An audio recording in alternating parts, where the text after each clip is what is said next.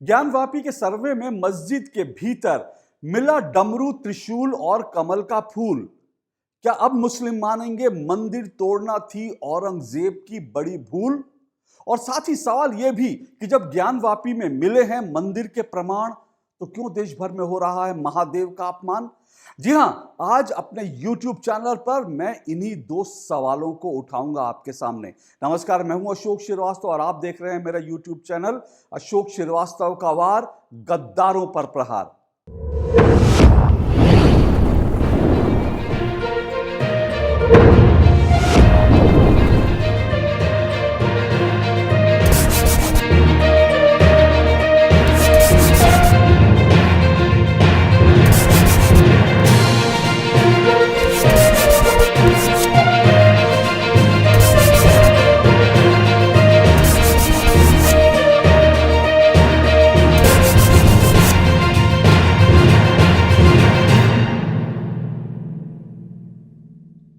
दरअसल जब से ज्ञानवापी के वजू खाने में, वजू खाना जो है वहां पर जिस तरह से शिवलिंग मिला, उसको लेकर लगातार विवाद तो चल ही रहे हैं। मुस्लिम पक्षकार ये कह रहे हैं कि दरअसल वो शिवलिंग नहीं है, दरअसल वो तो फव्वारा है। लेकिन जो तमाम जो वैज्ञानिक हैं और तमाम जो इतिहासकार हैं वो साफ तौर पर कह रहे हैं कि 400 साल पहले बिजली नहीं होती थी। जहां बिजली नहीं होती थी तो वहां इस तरह का फव्वारा वजू खाने में बनाने का कोई औचित्य ही नहीं है, क्योंकि सवाल यह है कि इसके अंदर पानी कहां से आएगा। हालांकि शिवलिंग के भीतर जो है तीली डालकर भी देखा गया कि क्या इसमें छेद हैं, पानी आने का कोई जरिया है, लेकिन ऐसा कोई जरिया भी नहीं मिला अब तक जो बातें सामने आई हैं।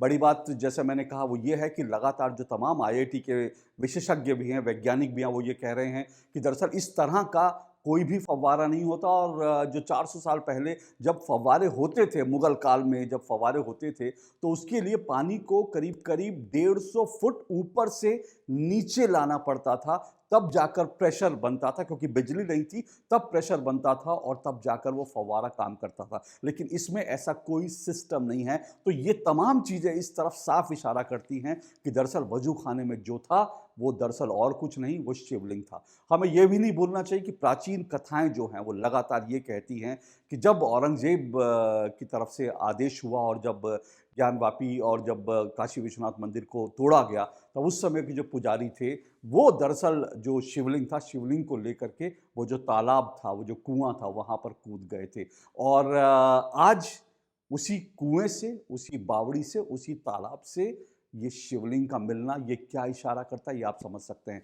और इसके अलावा आप जानते हैं, लगातार अगर आप इतिहास पर नज़र डालेंगे तो इतिहास में इस बात के साक्ष्य पुख्ता तौर पर मौजूद हैं कि औरंगजेब ने बाकायदा या जो मंदिर था, जो काशी विश्वनाथ मंदिर था, उसको तोड़ने के आदेश दिए थे और उसको तोड़ा गया। इसके आपको जिक्र जो है, इसका जिक्र आपको कई जगह इतिहास में मिलेगा। लेकिन जैसे ही ये शिवलिंग बरामद हुआ, उसके बाद हिंदुस्तान में तमाम जो पत्रकार हैं, तमाम जो बुद्धिजीवी, कथित बुद्धिजीवी हैं, तमाम प्रोफेसर, डॉक्टर जिस तरह से महादेव का अपमान कर रहे हैं, जिस तरह से महादेव को लेकर ओछी अश्लील टिप्पणियां कर रहे हैं, वो बहुत ही शर्मनाक हैं। और ऐसा करने वालों में दिल्ली विश्वविद्यालय में पढ़ाने वाले प्रोफेसर भी शामिल हैं। आप कल्पना कीजिए कि भारत में विश्वविद्यालयों में इस तरह के प्रोफेसर जो हैं स्टूडेंट्स को पढ़ा रहे हैं, जो महादेव के ऊपर इस तरह की ओछी टिप्पणी कर सकते हैं। अगर इस तरह के प्रोफेसर हैं तो वो बच्चों को क्या पढ़ाएंगे? ये सवाल पूरे देश के सामने है। जिस तरह की टिप्पणियां की गई हैं, मैं उन टिप्पणियों का यहाँ जिक्र भी नहीं कर सकता, क्योंकि मैंने कहा ये इतनी ओछी और अश्लील टिप्पणियां हैं कि इनका जिक्र करना मैं उचित नहीं समझता। लेकिन ये मानसिकता दिखाती है किस तरह की मानसिकता है। न सिर्फ दिल्ली यूनिवर्सिटी के जो है प्रोफेसर, बल्कि कई डॉक्टर्स और कई पत्रकारों ने भी बहुत ओछी टिप्पणियां की हैं, राजनेताओं ने भी की हैं। लेकिन राजनेताओं पर आने से पहले मैं सिर्फ ये बता रहा हूं कि इस तरह के इस देश में बुद्धिजीवी, कथित बुद्धिजीवी हैं, इस देश में इस तरह के पत्रकार हैं। 3 महिला पत्रकारों ने, और तीनों महिला पत्रकार जो है मुस्लिम थी, वो मुस्लिम महिला पत्रकार हैं। उनमें से एक सबा नकवी, अरफा खानम शेरवानी और नगमा शेख, इन 3 मुस्लिम महिला पत्रकारों ने भगवान शिव के, भगवान जो लाखों करोड़ों लोगों के आराध्य देव महादेव हैं, उनके ऊपर इस तरह की ओछी टिप्पणी सोशल मीडिया पोस्ट पर की। इसके अलावा अगर मैं राजनेताओं की बात करूं तो राजनेता भी जो है इसमें बढ़ चढ़कर आगे आ रहे हैं। और आपने अभी देखा जब राम मंदिर का निर्माण शुरू हुआ तो तमाम जो कथित सेकुलर नेता थे, जिस तरह से वो अचानक राम भक्त बन गए थे। दिल्ली में अरविंद केजरीवाल जो है लोगों को अयोध्या का तीर्थ यात्रा करा रहे हैं, बुजुर्ग लोगों को, और खुद को बड़ा राम भक्त दिखा रहे हैं। उधर कांग्रेस कह रही है, जनेऊधारी नेता कह रहे हैं कि वो तो दरअसल मूर्ति जो है वो हमने ही रखवाई थी। कांग्रेस इस तरह का दावा कर रही है। और तमाम जो सेकुलर, सो कॉल्ड सेकुलर नेता हैं, उन्होंने जिस तरह से राम मंदिर को लेकर अपने आप को राम भक्त आज साबित करने की कोशिश की, उनका ज्ञानवापी के मामले में और काशी विश्वनाथ के मामले में उनके ऊपर जो राम भक्त जो उन्होंने जो एक चोला पहन रखा था, भगवा चोला पहन रखा था, वो उनका उतरकर सामने आ गया है। मुझे याद है अच्छी तरह से अखिलेश यादव और उनकी पार्टी की तरफ से लगातार उत्तर प्रदेश के चुनाव में ये कहा जा रहा था कि अगर हम सत्ता में आएंगे तो हम राम मंदिर का निर्माण बीजेपी सरकार से भी ज्यादा तेजी से करवा देंगे। लेकिन आज देखिए अखिलेश यादव ने किस तरह की ओछी टिप्पणी जो है वो काशी विश्वनाथ मंदिर को लेकर, शिवलिंग को लेकर की है। जो अखिलेश यादव ने ये इस तरह का बयान दिया। अखिलेश यादव ने कहा कि मंदिरों को कहा क्या है, कहीं पर भी पत्थर रख दो, कहीं पर भी जो है लाल कपड़ा लगा दो और वो मंदिर बन जाता है। इतना ही नहीं, अखिलेश यादव ने यह भी कहा कि पहले भी ऐसा हुआ था कि इस तरह से रात के अंधेरे में मूर्ति रख दी गई थी। तो अखिलेश यादव दरअसल क्या ये कहना चाह रहे हैं कि शिवलिंग को दरअसल किसी और ने रखा। दरअसल वो जो मुस्लिम जो आक्रांता हैं वो उनका पक्ष भी ले रहे हैं, और आज असदुद्दीन ओवैसी जैसे नेता जो इसको एक साजिश बता रहे हैं, स्टेट की साजिश बता रहे हैं, एक तरह से अखिलेश यादव उनका भी पक्ष ले रहे हैं। अखिलेश यादव ने इस तरह की बात करी, और इस तरह की बात करके सीधा सीधा अखिलेश यादव का इशारा दरअसल राम मंदिर की तरफ ही है। उनका इशारा अयोध्या में भगवान राम के जो जन्म स्थल है वहां पर जो कुछ हुआ उसको लेकर है। लेकिन ये नहीं भूलना चाहिए कि दरअसल अखिलेश यादव में डीएनए तो मुलायम सिंह यादव का ही है। ये वही मुलायम सिंह यादव हैं जिन्होंने राम भक्तों के ऊपर गोलियां चलवाई थी। तो इनका डीएनए पूरी तरह से सामने आ गया। अखिलेश यादव के साथ साथ अगर मैं कांग्रेस के नेताओं की बात करूं, कांग्रेस के नेता जो है, जो राजस्थान के मुख्यमंत्री हैं अशोक गहलोत, उन्होंने भी कहा ये शिवलिंग विवलिंग मिलना जो है दरअसल तमाशा है। और अशोक गहलोत के अलावा कांग्रेस के कई और नेताओं ने भी शिवलिंग मिलने को लेकर बहुत ओछी टिप्पणियां जो हैं अपने सोशल मीडिया पोस्ट में, इस तरह की कई ओछी टिप्पणियां की हैं। इसके अलावा टीएमसी की नेता जो ममता बनर्जी की खासम खास है, महुआ मोइत्रा, उन्होंने भी भगवान शिव का अपमान करके एक बेहद ही घटिया सोशल मीडिया पोस्ट उन्होंने जो है लिखी है। ये तमाम चीज़ें क्या दिखाती हैं? ये तमाम चीज़ें इन लोगों की मानसिकता तो दिखाती हैं कि ये लोग दरअसल कितने हिंदू विरोधी हैं। लेकिन उससे बड़ी बात यह है कि आप देखिए कि इतने तमाम भगवान महादेव का इस तरह से अपमान करने पर, भगवान महादेव को लेकर इस तरह की ओछी अश्लील टिप्पणियां करने के बावजूद भी हिंदू चुपचाप सहनशीलता के साथ इन सब को देख रहा है, इन सब के अपमान को सह रहा है चुपचाप। हिंदुओं की तरफ से अब तक कोई रिएक्ट नहीं हुआ, कोई रिएक्शन नहीं हुआ। हालांकि कुछ प्रतिक्रियाएं जरूर हुई, सोशल मीडिया पर लोगों ने कुछ जरूर इनके विरोध में लिखा, और दिल्ली यूनिवर्सिटी के जो प्रोफेसर हैं उनके खिलाफ एक एफआईआर भी लिखी गई है।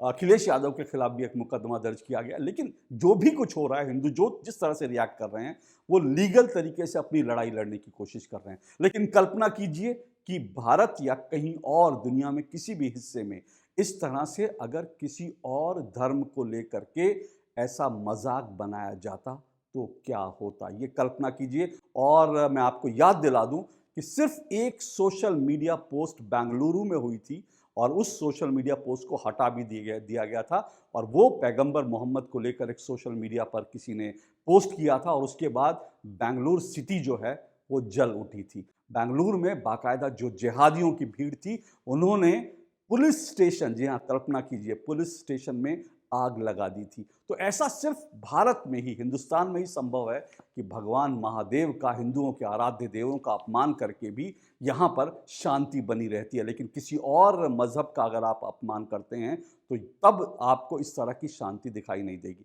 मैं आपको ये भी याद दिला दूं कि इससे पहले भी जब कभी भी पैगंबर मोहम्मद को लेकर कुछ लोगों ने टिप्पणियां की हैं तो उनको अपनी जान से हाथ गंवाना पड़ा। कमलेश तिवारी को कौन नहीं जानता। कमलेश तिवारी जो है वो हिंदू नेता थे, और उन्होंने 2015 में पैगंबर मोहम्मद को लेकर एक टिप्पणी की थी सोशल मीडिया पोस्ट पर, और उसके बदले में 2015 की उस टिप्पणी के बदले में 2019 में उनकी हत्या कर दी गई। जी हाँ, 2019 में उनकी जिहादियों ने हत्या कर दी। किशन भारवाड़, गुजरात का, अहमदाबाद का किशन भारवाड़ जो है, दरअसल किशन भारवाड़ ने भी पैगंबर मोहम्मद को लेकर एक टिप्पणी की थी। उस टिप्पणी के बाद बाकायदा मामला जो है दर्ज हुआ।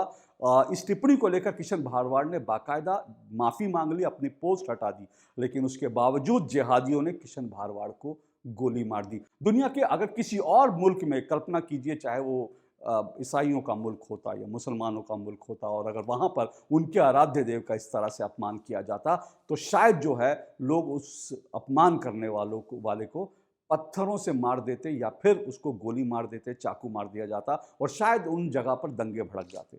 लेकिन भारत में महादेव का अपमान करने के बावजूद भी लोग सुरक्षित हैं, और ये दिखाता है दरअसल कि हिंदू, भारत के हिंदू कितने सहनशील हैं, कितने सहिष्णु हैं। आपको ये भी याद दिला दूं, चार्ली हेब्दो का मामला आपको याद होगा। चार्ली हेब्दो को लेकर जो एक कार्टून जो बनाया गया था फ्रांस में वो कार्टून बना था, लेकिन उस कार्टून को छापने की हिम्मत भारत में भी किसी ने नहीं की, और वो कार्टून जो था उसको लेकर फ्रांस में 17 लोगों की हत्याएं की गई थी। दुनिया के कई हिस्सों में इस कार्टून को लेकर के जिहाद हुआ था, दुनिया के कई हिस्सों में इस कार्टून को लेकर दंगे हुए थे। लेकिन भारत में देखिए कि भारत में जो है भगवान भारत हिंदुओं के आराध्य देवताओं का, देवी देवताओं का इस तरह से खुलेआम लोग मजाक बनाने का दुस्साहस कर लेते हैं, क्योंकि हिंदू सहिष्णु है। तो सवाल यह है कि क्या इसके बाद भी लोग ये कह सकते हैं कि भारत के हिंदू असहिष्णु हैं? दुनिया भर में जो एक नैरेटिव जो फैलाया जाता है कि भारत में हिंदू असहिष्णु हैं, और साथ साथ ये कहा जाता है कि भारत में मुस्लिम असुरक्षित हैं, क्या इस तरह के नैरेटिव चलाने वालों को क्या अब अपने अंदर झांक कर नहीं देखना चाहिए? क्या इस तरह का नैरेटिव चलाने वालों को हमको आईना नहीं दिखाना चाहिए? क्या इस तरह का नैरेटिव चलाने वालों से ये सवाल नहीं पूछा जाना चाहिए कि पैगंबर मोहम्मद के ऊपर टिप्पणी करने वाले को सजाए मौत, और भगवान शिव पर अपमानजनक टिप्पणी करने वाला सुरक्षित है? तो इसके मायने दरअसल क्या हैं, इसके मायने समझने होंगे, न सिर्फ भारत को बल्कि पूरी दुनिया को समझने होंगे। आज के लिए बस इतना ही। आपको मेरा चैनल, मेरा विश्लेषण कैसा लगा आप ज़रूर बताइएगा। आपकी प्रतिक्रियाओं का इंतज़ार रहेगा। आपसे फिर मुलाकात होगी। फिलहाल इजाज़त दीजिए। नमस्कार।